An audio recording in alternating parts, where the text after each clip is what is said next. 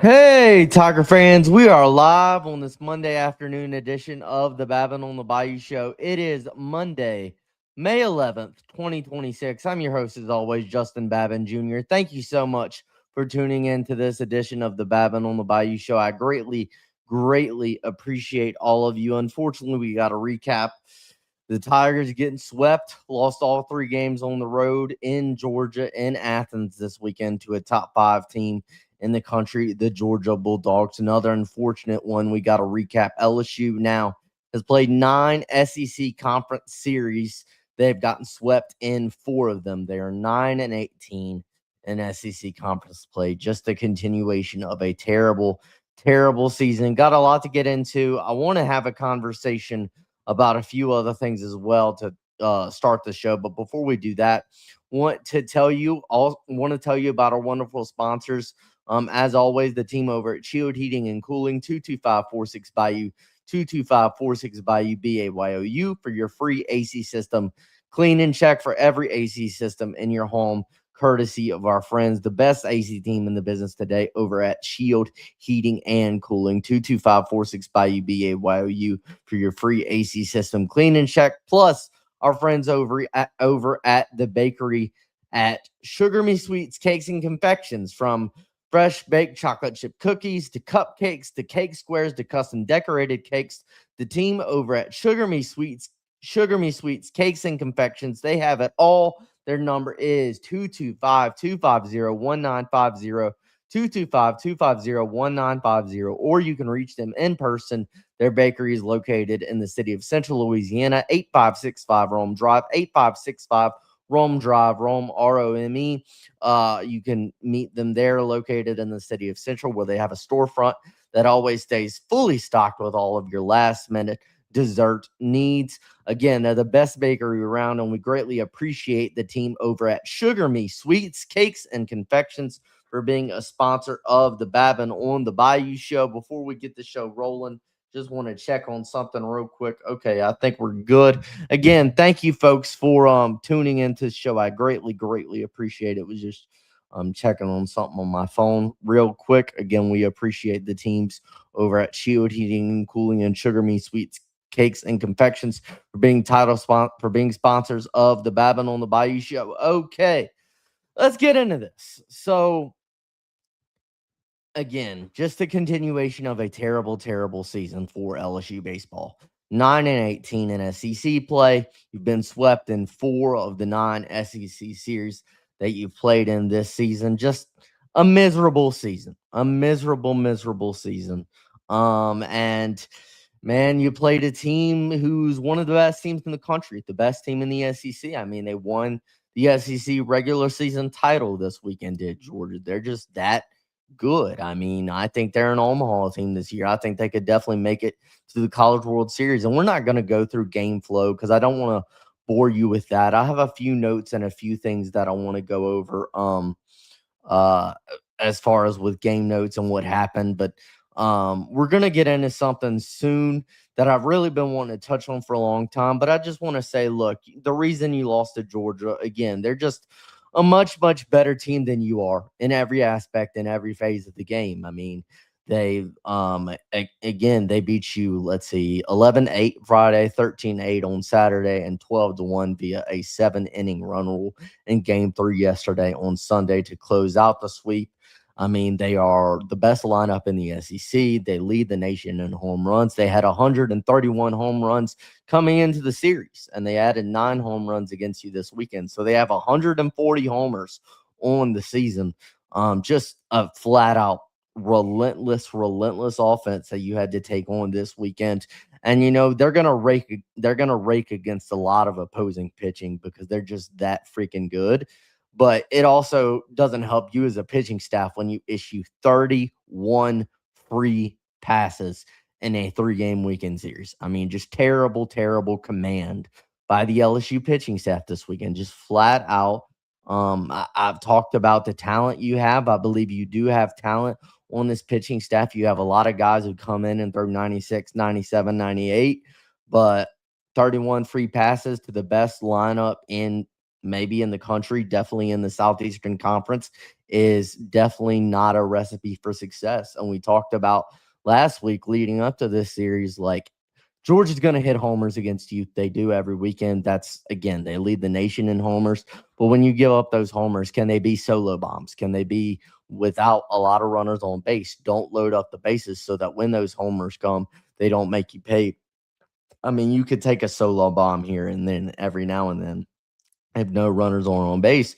But when you issue 26 walks and you hit 5 batters in a 3-game weekend series, that loads the bases up. That's why Georgia they hit 9 homers against you this weekend, and 2 of their homers were grand slams because you really gave a lot to them as a pitching staff. I mean, really, it was just a bad weekend for the team and a really bad weekend for the LSU pitching staff. That's 2 SEC series in a row going back to the series on the road in Starkville. That's 2 road series in a row. You were really good last weekend against South Carolina, but that's one of the worst offenses in the SEC, maybe the worst offense in the SEC. And then it's 2 road series in a row when you look at this past weekend in Athens, when you look at 2 weeks ago in Starkville, where your pitching staff has really struggled, really struggled. And again, you cannot issue 31 free passes to the best lineup in the SEC and expect to win. You just can't. And that's one of the biggest reasons that you got swept.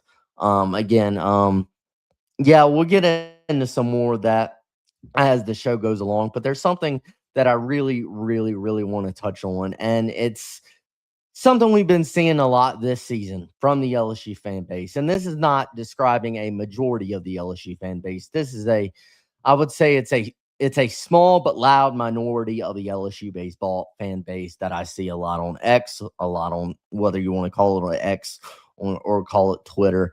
I want to specifically address and get into and talk to the Fire Nate Yeskie crowd and the crowd that's like, oh, having a really bad season, making me starting to question Jay Johnson and his coaching ability, because I just do not get it at all. I don't get it at all. To me, it just doesn't make sense whatsoever. And I just really want to get into it and touch on that. And I understand that it has been a terrible season. I mean, you look at the numbers historically, statistically, it's one of the worst LSU baseball seasons that the Tigers have had in a while. And I understand that. And I'm not saying that we can't have a conversation. And I'm not saying that, this coaching staff has done everything perfect this season. I mean, even Jay Johnson admitted, a few weeks ago that they missed on some of the guys they signed out of the portal. They missed on especially some of the guys they signed to come in and fill certain spots in the field and at the plate. They brought in some guys that had some good offensive numbers, some good power numbers at mid-major schools, and their power and their hitting did not translate to the SEC. Like, I completely understand that they absolutely missed as a coaching staff on some of these portal prospects that they brought in. I understand that. And even Jay has admitted that. And even, with the pitching staff, again, the lack of execution from this pitching staff is baffling at times. I mean, it absolutely is. I mean, your 2 starters, Schmidt started on Friday, Marcos Paz started on Saturday, and those 2 guys combined to issue 12 free passes over the weekend. Like, I understand, or in their 2 starts, with Schmidt starting on Friday and Paz starting on Saturday. Like, I understand the lack of execution, and I understand that. I mean, Todd Walker was the one that brought this up and made a great point about it on the broadcast. And I know Jason Armstrong from Inside LSU Baseball kind of elaborated on it and talked about it a little bit in a post this morning that I saw on X. It's like, in 2-0 counts, and hitters counts, I don't understand why you're not throwing more fastballs. You're leaning on your all-speed pitches and all of that when you just got to get the ball across the plate. You got to throw a strike. You got to be able to throw strikes in those certain situations, and you're not able to. So I understand with the lack of execution, but I want to start it by this. I want to start it by saying this. I love the LSU fan base. I'm proud to be a part of the LSU fan base. I'm proud to say that I have always been an LSU fan since I was born. I was born and raised in Baton Rouge. I graduated from LSU. It's my school. It's my alma mater. Like, I love LSU, and I'm proud to be a part of this fan base. And there are great aspects of this fan base. I think it's one of the best fan bases, if not the best fan base in the country. Like, look at a few weeks ago, all the money that was donated to the coaches committee. Like, that's awesome. Like, that is this fan base being at its best. This fan base being awesome and raising money and donating their own money to the coaches committee. I know there are a few people that were a big part of that, like my buddy Paul Jarrett from Walk It Off Talk, who does a great job. Paul's going to be live right after me at 6. Y'all should definitely go in and watch his show tonight. He may talk about some of the stuff that I'm about to talk about as well. I don't know for sure, but Paul's a great person, great ambassador of the community, does great things with Walk It Off Talk, and he's an even, like, I'm proud and happy to call him a dear friend. Like, he was a big part of raising money for that, or encouraging people to go and donate. I know Tingle and Co mentioned it. I know Coyote Operator on X, Jared on X mentioned that a lot. So, like, that is awesome. Like, that is the best part of this fan base that I absolutely love. So that's the best part of this fan base. And then I think the worst part of this fan base on the opposite end of the spectrum is after these losses and after what I know has been a miserable season. I completely understand that. We all understand that. But the Fire Nate Yeskie crowd and the crowd that is starting to question Jay Johnson's coaching ability, I just don't understand it at all. I don't understand it at all.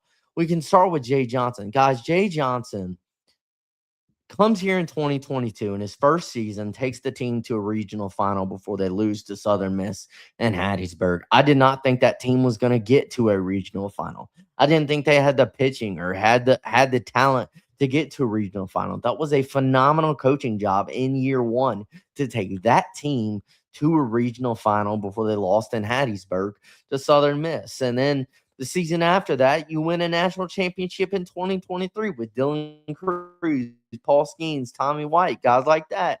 And then 2024, you get bounced out in a regional final by North Carolina and Chapel Hill. But remember that season, it was a phenomenal turnaround. Starting 3-12 in the first half of SEC play, you really turned it around in the back half of SEC play and had a great SEC tournament run. You made it all the way to a regional final with that team that started 5-12 in SEC play. And then last season, you win your second national championship in 3 years. Guys, the only stat that I have to throw out at you about Jay Johnson, and this number should tell you everything that you need to know. Jay Johnson is the only head coach in college baseball history, the only head coach in college baseball history to win 2 national championships in his first 4 seasons at a program. Fastest to ever win 2 national championships at a program. He did it in 4 seasons. He's the only coach in college baseball history to ever do that. He's the only one. It's only him. Like, I don't understand. It's like, I hate saying this, and I don't want to rant and I don't want to offend people, but it's like we suffer as a fan base. Some of us suffer from memory loss or something, because it's like you win 2 national championships in 3 seasons, 2 in the first 4. You're the first coach to ever win 2 natties, multiple natties at a program in that short amount of time. And you're having a bad season this year. You're having a miserable season this year.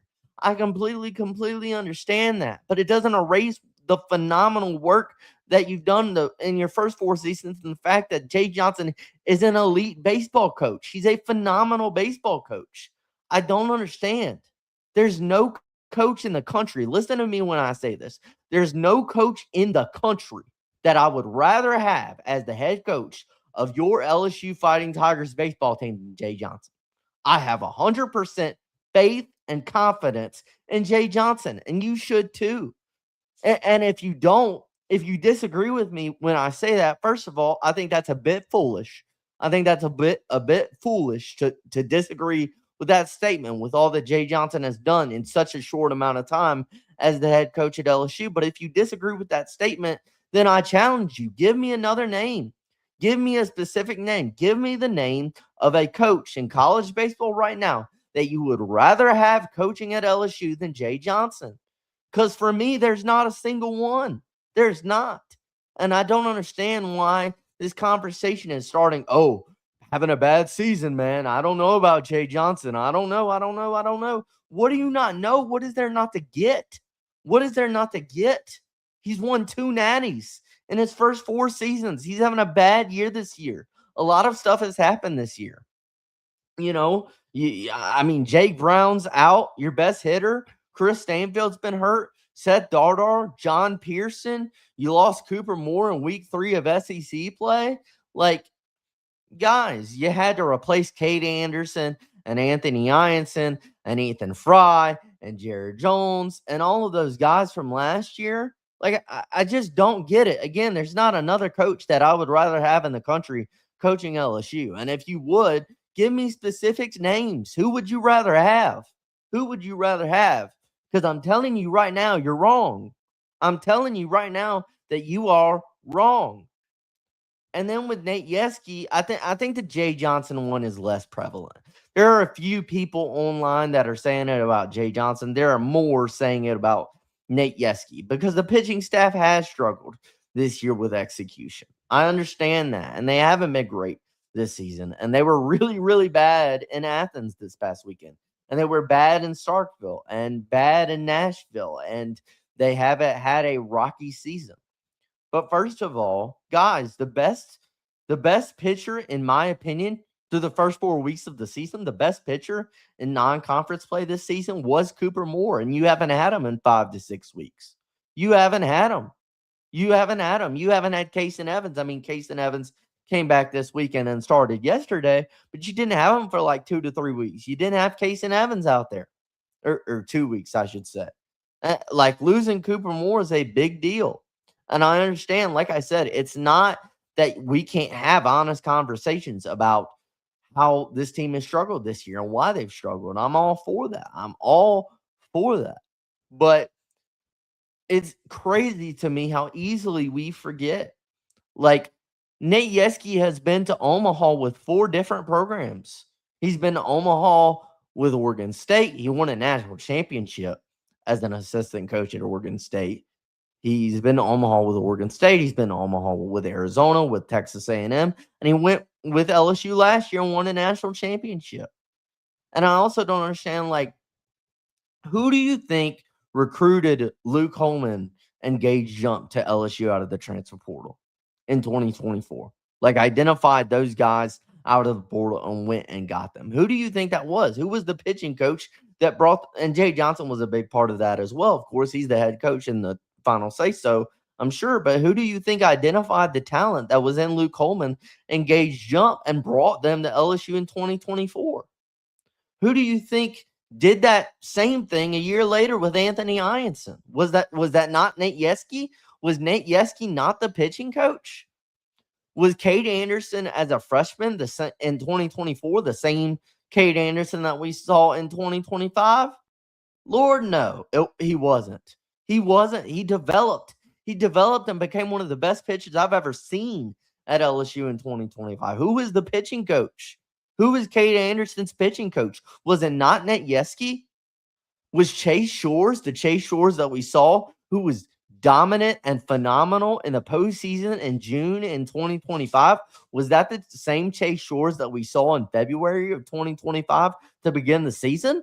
No. Chase Shores got better and better and better to where when postseason play came around last year, he was awesome. Who was the pitching coach? Who brought Zach Cowan here out of the transfer portal?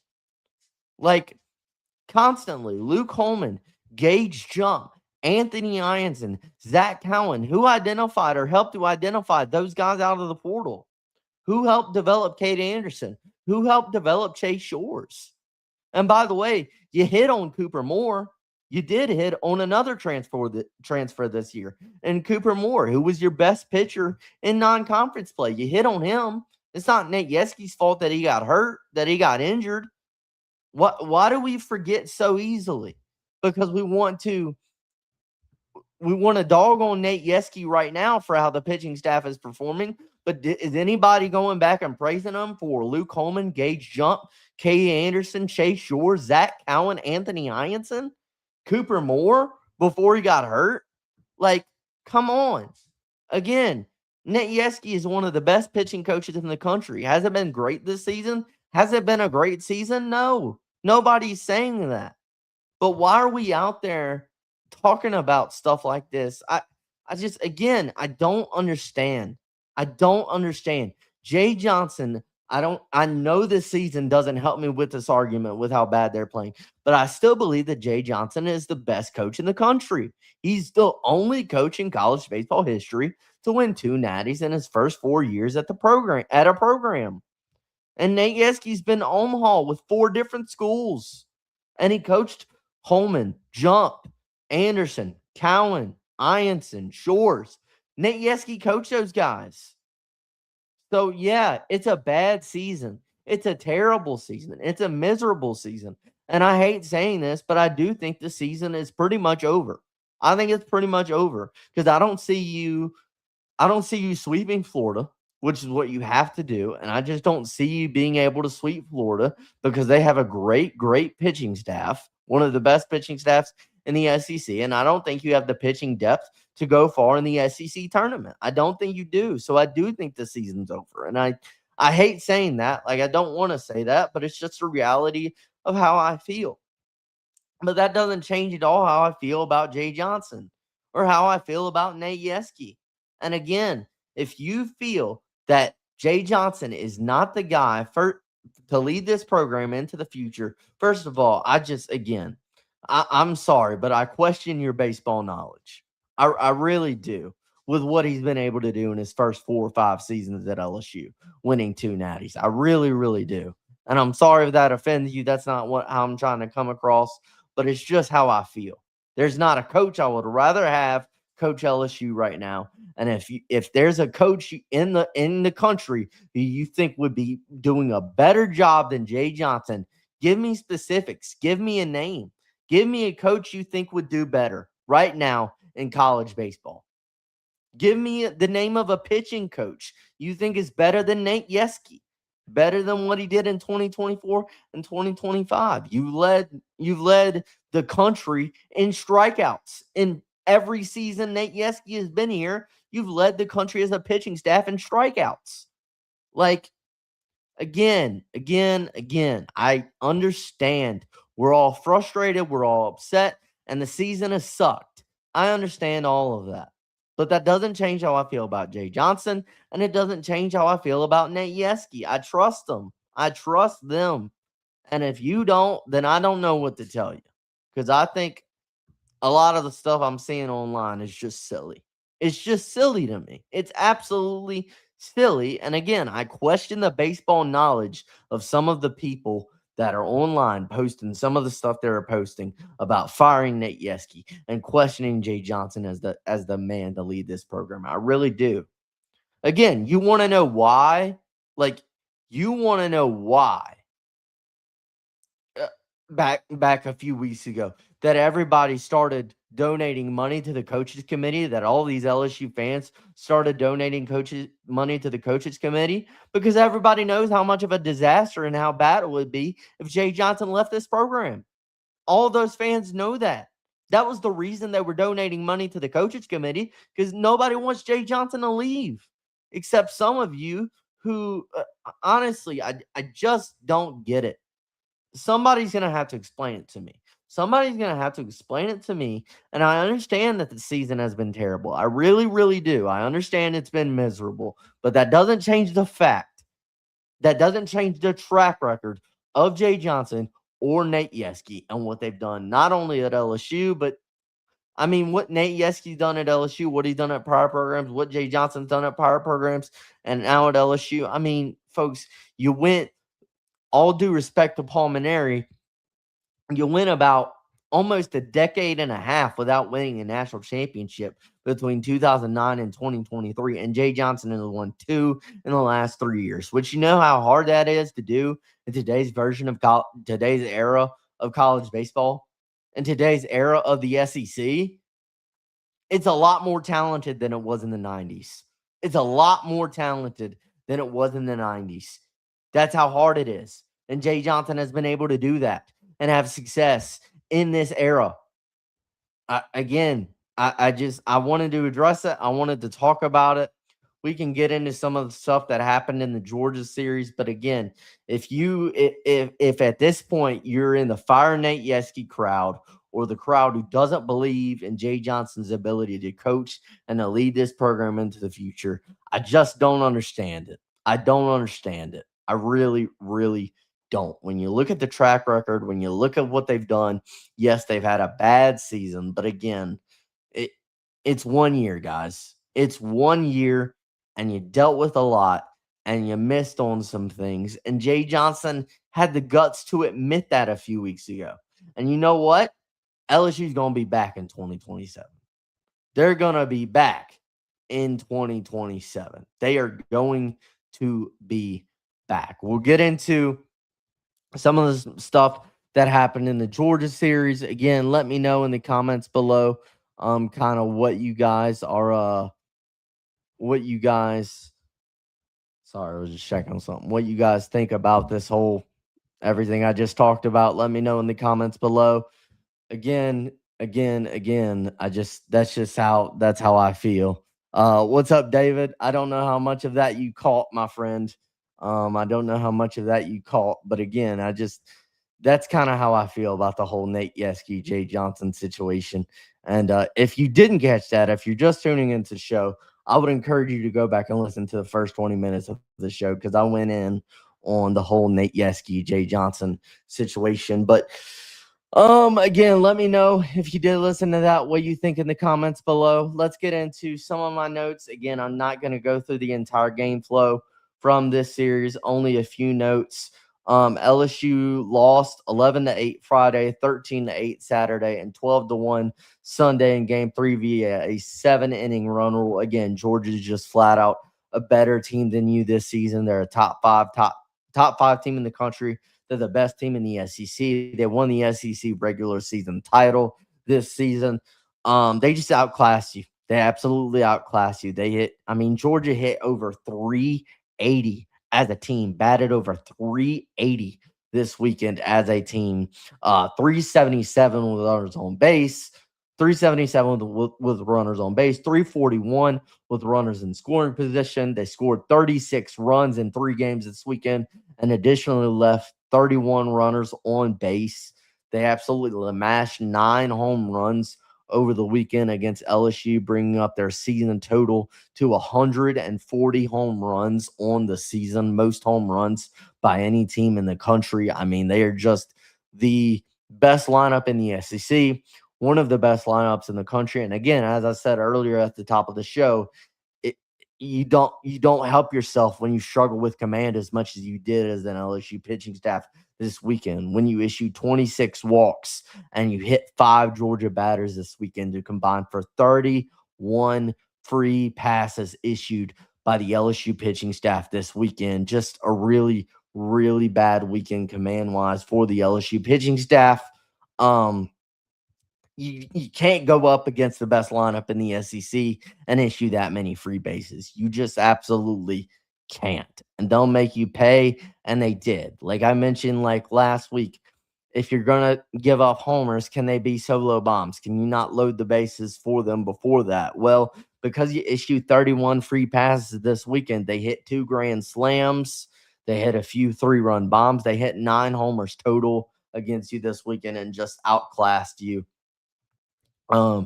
LSU scored 8 runs on Friday. They also scored 8 runs in game 2 on Saturday. But really, the starter, Caden Aoki for Georgia on Sunday, I thought he really, really fooled the LSU lineup with his curveball. LSU just never really got a great read on Aoki's curveball in game 3 on Sunday. LSU stats on the weekend they hit 233 as a team this weekend. 148 as a team with 2 outs, 196 with runners on base, and 231 with runners in scoring position. So I wouldn't say it was a bad weekend for the LSU pitching staff. And even though you scored 8 runs on Friday and on Saturday, I wouldn't say it was a great weekend for the LSU offense. I think, again, especially in game 2 on Saturday, Georgia kind of helped you. Georgia issued 11 free passes in game 2 on Saturday. Then that helped you kind of get some runs on the board. That's why you kind of put up those runs on Saturday. But again, just a weekend where you just got outclassed by an opponent that is much better than you. About to run through a few things here before through a few things here. I want to before we get into that, before we get into this recap, this is a great time in the show to tell you about another sponsor, our wonderful friends over at NOLA Plumbing and Construction. Devin Nola and his team over at NOLA Plumbing and Construction consistently deliver high quality work and are known for being trustworthy, dependable, and reliable.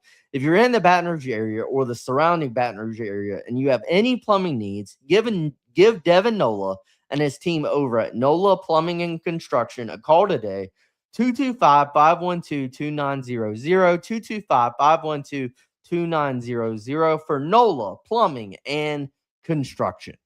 All right, we'll run through a few of my notes. I tried to shorten these, not trying to go through too much of this. Kind of wanted to emphasize the Yeskie and Jay Johnson talk at the beginning of the show. Again, I would recommend to go back and listen to that if you missed it. But in game one on Friday, this was the game that LSU put up the most fight in. They were up. They were up by a couple runs late in this game. And again, it was another game. They were up 7-4 in the bottom of the sixth inning. And another game where LSU just kind of choked the game away. They just kind of choked the game away in game one.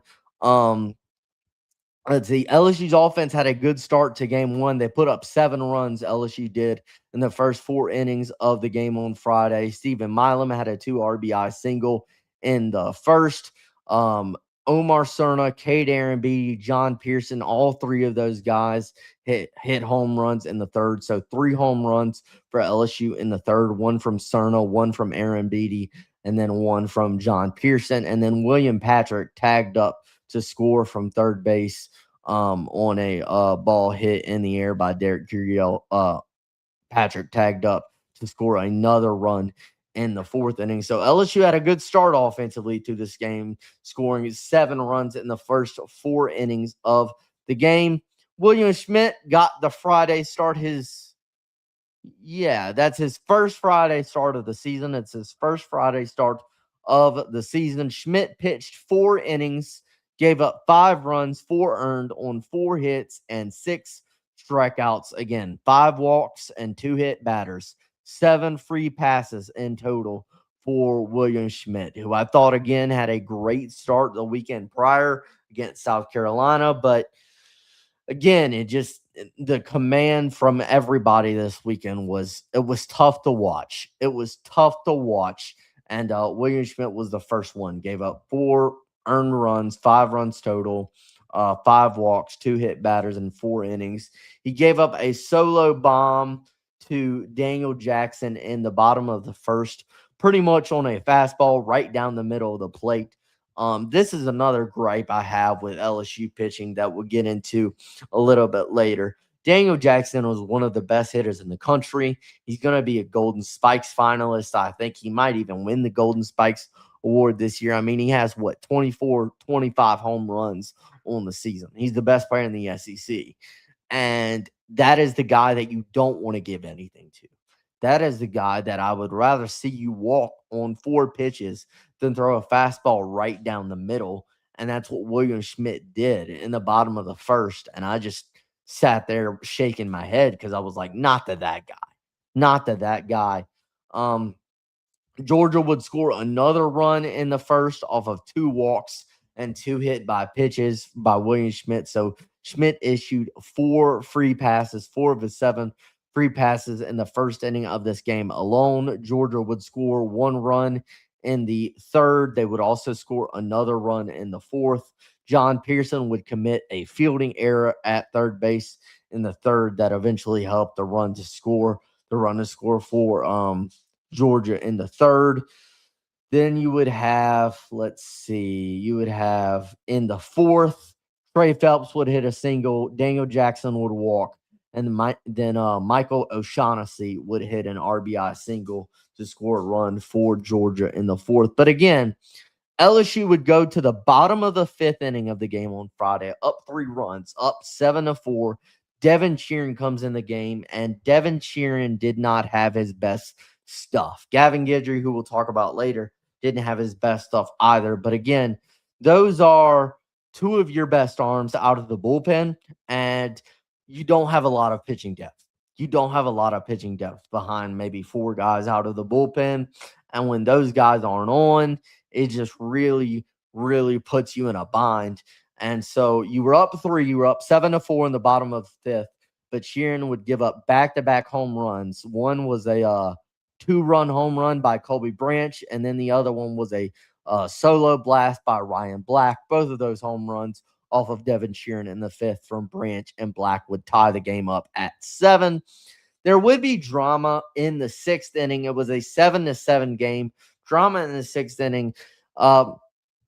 Cade Arambidi was called out at first, or he was called safe at first originally, and they overturned it, and that got Georgia out of the inning. But it was a double play ball, and what I didn't understand about this situation is it seemed like Georgia was challenging not only the out at first, whether Aaron Beatty was safer out at first, but also whether there was obstruction at second base.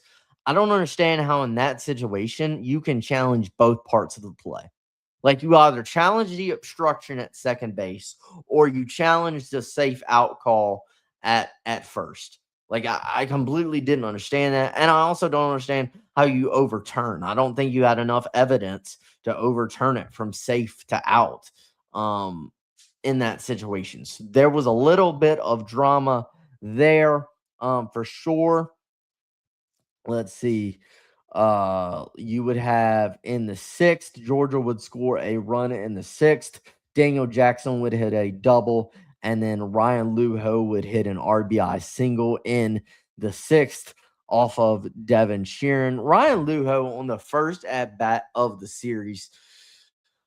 I'm not going to get on to a college player much. I don't like to do that, but he was like staring William Schmidt down because William Schmidt hit Ryan Luho in his first at bat of the series, and like Luho was mad about it, like staring William Schmidt down, and I'm like, do you really think he was trying to hit you intentionally?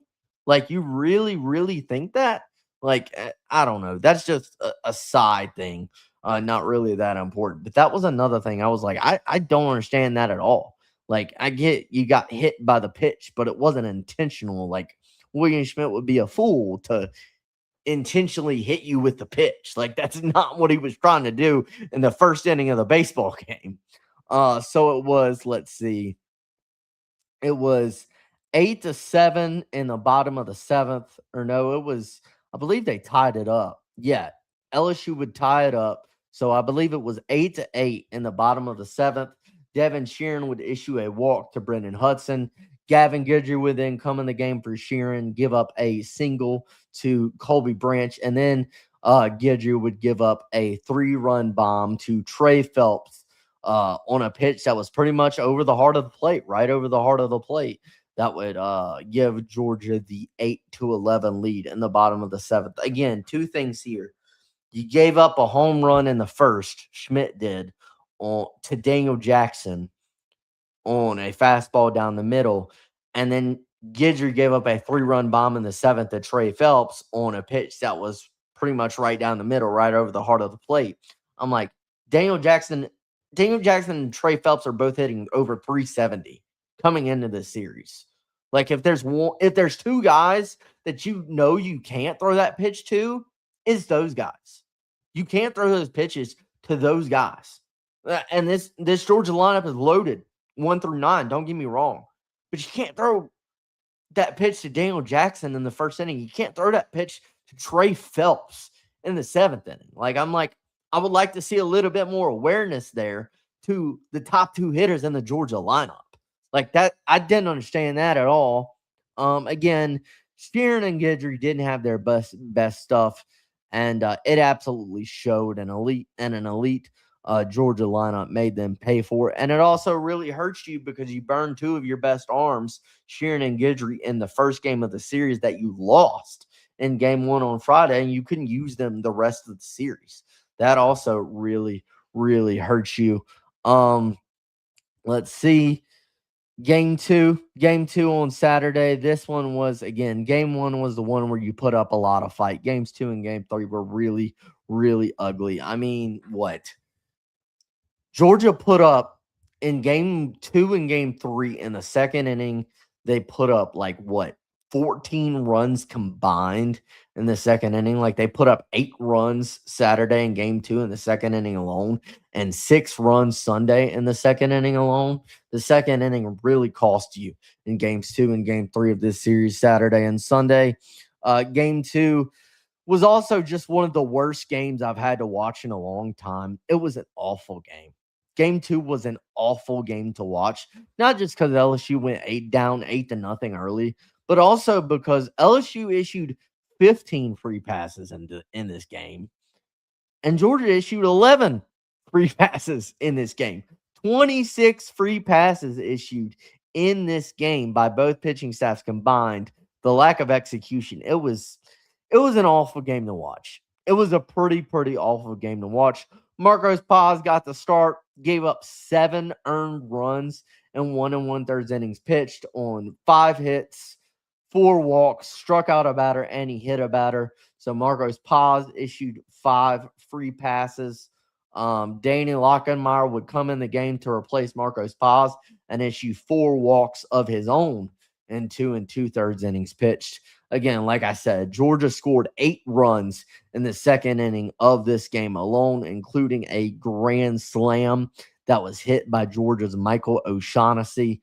A grand slam by O'Shaughnessy. There were 2 singles, and there was a single and 2 walks loaded the bases. So again, against the best lineup in the country, the best lineup at least in the SEC, you can't give them anything because they're going to make you pay. And O'Shaughnessy made you pay for issuing 2 walks, and then you gave up the single. Like, I understand they're going to be able to get some hits off of you, but you can't have that lack of command against a lineup that is as good and as talented and as deep as Georgia's, because they're going to make you pay. I know O'Shaughnessy did with a grand slam in the second inning. Let's see. Marcos Paz didn't give up a run in the first inning, but he did give up 2 walks and he hit a batter in the first. He was able to get out of it with a ground out to end the inning, but the lack of command started from Marcos Paz pretty early in this game. That's why he only pitched 1 1/3 innings. I mean, he's a true freshman on the road, his third SEC start against the best lineup in the SEC and the scariest lineup, one of the scariest lineups in the country. LSU would come back offensively and score 3 runs of their own in the top of the third when Cade Arambidi would hit a bases clearing 3 RBI double down the left field line. Again, bright spot. Cade Arambidi has been absolutely phenomenal, really since the beginning of April for LSU. So he hit that bases clearing 3 RBI double down the left field line. That would score 3 runs for LSU in the third. Santiago Garcia, the lefty, would give up 2 in the 5th inning to Georgia on a Daniel Jackson RBI double and a Jordy Oriach RBI single. Then LSU would give up 2 more runs in the 6th. They would give up another run in the 8th. So LSU gives up 13 runs in this game and issues 15 free passes. Again, just a disgusting game to watch. A disgusting game to watch, not only from LSU, but on both sides. Because again, Georgia helped you with 11 free passes of their own by the Georgia pitching staff. And that would help LSU to score 4 runs of their own in the 8th inning. Georgia would issue 2 walks to LSU in the 8th inning. John Pearson would hit a single. Jack Ruckert would RBI ground out by Jack Ruckert would drive in a run. And then this is one of the bright spots of the weekend. Chris Stanfield comes in the game. He pinch hit in the game on Saturday and on Sunday in games 2 and game 3. Good to see Stanny get back out there. He's been banged up in his last couple weeks of college baseball ever. It was good to see Stanny. Great to see Stanny come back out there, and he would actually hit a 3-run homer in the top of the 8th inning for Chris Stanfield. That was awesome to see. Shout out to Stanny. You got to love him, and that was great to see. LSU would also add another run in the 9th, but again, it just wasn't enough for the Tigers because despite the 11 free passes that were issued by Georgia's pitching staff, you issued 15. Just again, the lack of execution from this pitching staff at times this season. has just baffled my mind. And then in game 3, I'll run through this real quick before we get out of here. Kaysen Evans got the start in game 3. Good to see Kaysen back out on the mound. But again, he's coming back from, a few weeks off due to injury. And he's facing the best lineup in the SEC. And Kaysen would give up 4 runs on 4 hits. He would walk 2. He would hit another. He would strike out 3 in 1 2/3 innings worked. Evans had a great first inning. He pitched a great first inning. I believe he set down the side in order in the first inning, but he ran into a wall in the second. He would give up 4 runs in the second. Rylan Luho and Kenny Ishikawa would both single to lead off the inning, while Jordy Oriach drew a walk from Evans. Brennan Hudson would hit a ground out that would drive in Georgia's first run of the game. Off of Evans, Ryan Blackwood hit an RBI single. Trey Phelps was hit by a pitch. And then Daniel Jackson, again, one of the best players in the country, maybe even a Golden Spikes winner, would hit a 2 RBI single to drive in run 3 and 4 of the second inning for LSU in the second. I said that wrong earlier. LSU gave up 8 runs in the second inning Saturday, and they gave up 4 runs in the second inning on Sunday. Not 6, but still, the point stands that the second inning kind of did you in both games 2 and games 3. Zach Cowan would come in for Kaysen Evans, and Cowan tried his best, man. But again, it's a relentless LSU. It's a relentless Georgia lineup. Zach Cowan, 3 1/3 innings pitched yesterday, would give up 7 runs in 3 1/3 innings pitched. He would give up, 5 hits given up by Cowan in the 4th inning alone, including a Daniel Jackson 2-run home run. That was like his 25th home run of the season. Just a monster season for Daniel Jackson. Cowan would give up a grand slam, Georgia's second grand slam of the series in the 5th to Georgia's Rylan Luho. Trey Phelps would double. Jackson was intentionally walked, and Michael O'Shaughnessy drew a walk to load the bases before Luho came up and hit that grand slam off of Cowan. Grant Fontenot would come in and pitch the 6th inning. He would give up a run in the 6th inning of this game. Again, that was what Georgia scored 12 runs yesterday. They scored 12 runs yesterday. They scored double-digit runs in every single game this weekend. They're just, again, it's a dominant lineup, a relentless lineup, and you gave them a lot. You gave them a lot of help, and they don't need it. They're a lineup that doesn't need it. They don't need the help, and you gave it to them anyway. I thought the LSU offense really, really struggled on Sunday. Caden Aoki, the starter, just flat out fooled the LSU offense with his curveball. They just never picked up on Aoki's curveball. LSU only had 5 hits in the game yesterday, and Caden Aoki worked 5 innings, only gave up 1 run, and would strike out 7 LSU hitters in his 5 innings of work. The only inning that LSU would score in would be the 3rd. They would score 1 run in the 3rd on 3 singles by Jack Ruckert, Mason Braun, and Omar Cerna. Curiel would walk later in the inning after that to load the bases with 1 out.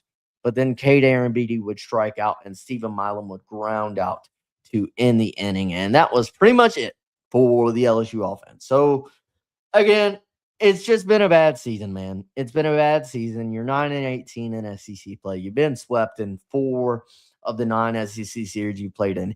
And you are now 0-12. 0-12 winless against teams with a winning record in conference play. You were 0-12 against teams with a winning record in conference play. That should tell you everything you need to know about this LSU team. That does not mean, as I said earlier, if you missed it at the top of the show, go back and watch it. I wanted to lead off with it. I had to address some people online talking about Nate Yeskie and Jay Johnson. I'll just talk about that. I trust Jay Johnson. There's no other coach in the country that I would rather have lead this program into the future. And I know this team's going to bounce back next year in 2027. I still believe in Nate Yeskie. I absolutely believe in Nate Yeskie. It's been a terrible season. You had to deal with injuries. You had to deal with this. You had to deal with that. It is what it is. You got 2 more weeks, and I hate talking like the season is over. But guys, again, I don't see you sweeping Florida because they're one of the best pitching staffs in the SEC, and I don't think you have the pitching depth to make a run in the SEC tournament. I just don't. I don't see it. I don't see it in the cards for this baseball team. Uh, thank you. Thank you for tuning in to the show. I really, really do appreciate it. What's up, David? I missed it, but going to go back. You're going to make me start yelling again. I'm gonna make you start yelling again, David. What part, David? What part makes you want to yell, brother? What part makes you want to yell? Um, everything, everything. All right, I'm about to get out of here, folks. Tune in to Paul's show going live in 10 minutes. 10 minutes. Paul Jarrett going live on Walk It All Talk. My friend, go and support him. I think AP is going live at 8 at some point tonight. Going to talk a little bit of LSU football. Potentially, I don't know exactly what he's doing, but y'all should go tune in to both Paul at 6 and then AP at 8 with timeouts and tangents. Again, that's Walk It Off Talk, timeouts and tangents. And again, my buddy David Billiot, Go Deep Dive. Love them. If you're not subscribed to Go Deep Dive, what are you doing? Go subscribe. Thank you folks so much for tuning in. I greatly appreciate it. Thank you to those of you yesterday who sent me something for Mother's Day, because everybody, I said it on the show last week. It was my first, or I tried to say it on the show last week. Yesterday was my first Mother's Day since I lost my mom. I lost her in October, and it was difficult. I'm not gonna sugarcoat that. I'm not gonna lie. It was very, very hard, but I have really good friends and a lot of people that I am really, really thankful for. And above all, I'm thankful for God. I'm thankful for Christ, and I'm thankful that through him and through the support system that he's given me, I have the strength to carry on and get through this and honor my mom's legacy with how I live my life and how I treat people. And we're just getting started with Babin on the Bayou, baby. Just getting started. And I know the season has sucked for LSU baseball. I understand, but I've enjoyed and had a blast. And we are just getting started, just getting rolling. We will be back. I plan to be back tomorrow, at least. Maybe cover a little bit of LSU basketball because they have signed a few people, a few guys over the past couple of days. Maybe get into a little bit of LSU football content. I'll let you know what the plan is tomorrow, but I plan to be back live here tomorrow. No midweek game for LSU this week. So they only have 3 more games in the regular season. They play Florida at home in the box in a 3-game series Thursday, Friday, Saturday. And anyway, folks, I thank you so much for tuning in. Greatly love and appreciate all of you. Thank you to David, and thank you to everybody else for tuning into the show. Greatly appreciate it. I'll be back tomorrow. I'll see you back tomorrow. God bless. Go Tigers. Remember, as always, love God, love people. Babin on the Bayou, out.